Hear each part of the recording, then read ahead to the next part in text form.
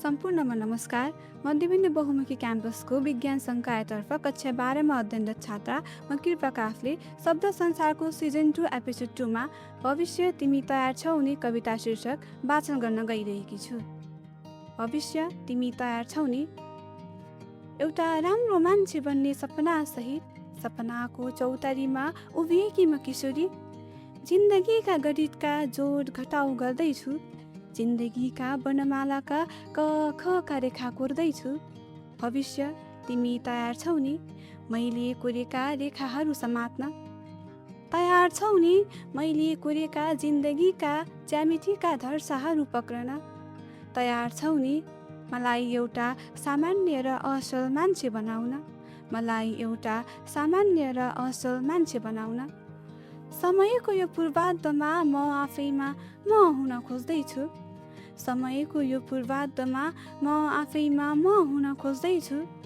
मलाई म बनाउन पाठ्यपुस्तकहरूमा जीवन खोज्दैछु। सिकाइको यात्राको अनुभवलाई भविष्यको आधार ठानेकी छु। भविष्यमा मेरो भविष्यलाई सफल भविष्य बनाउन मैले गरेर हुने काम गरिरहेकी छु। भाग्य होइन कर्मको फेरो समातिरहेकी छु। भविष्य तिमी तयार छौ नि मलाई जिन्दगीको असल गोरेटोमा डोर्याउन?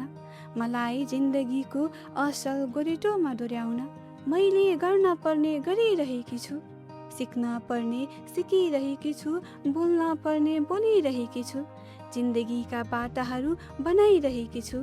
भविष्य तिमी तयार छौ नि? भविष्य तिमी तयार छौ नि मलाई भविष्यमा पथ प्रदर्शन गर्न, मार्गदर्शन गर्न? मेरो वर्तमानका भोगाइहरू, श्रमका थोपाहरू, अनुभूतिका सङ्गालहरू तिम्रो योजना निर्माणको आधार बन्न सक्छ।